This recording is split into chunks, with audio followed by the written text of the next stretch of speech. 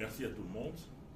Je vous remercie pour votre présence en ces lieux particuliers, ici à Johannesburg, terre de Nelson Mandela, un homme de vision et de force, et aussi du président Ramaphosa, ami de la République démocratique du Congo et du peuple sud-africain tout entier, mais aussi de notre diaspora congolaise, dont nous sommes très fiers.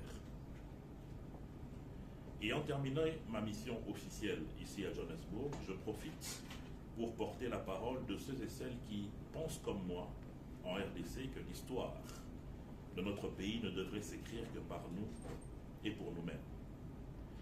La République démocratique du Congo, sous le leadership du président Félix Tshisekedi, participe à toutes les initiatives de paix, mais toujours avec une seule exigence, celle de la sincérité et de la neutralité.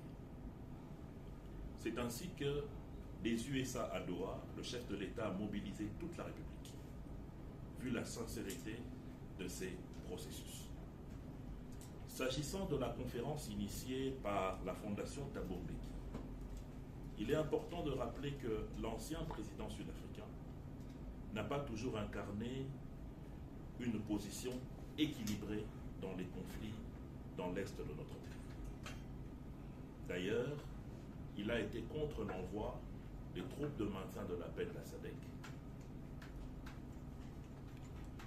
tout en tordant l'histoire et en soutenant que la situation d'instabilité dans la partie est de notre pays était une guerre ethnique.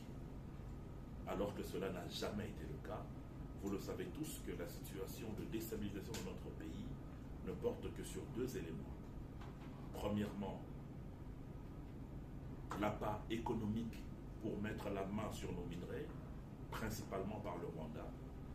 Et deuxièmement, c'est le projet de balkanisation de notre pays que Patrice Emery Lumumba a eu à dire en 1960, avant qu'il ne soit lâchement tué.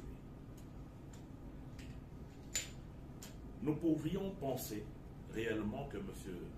Thabo Mbeki a cette position puisqu'il est peut-être âgé, que l'âge lui faisait défaut.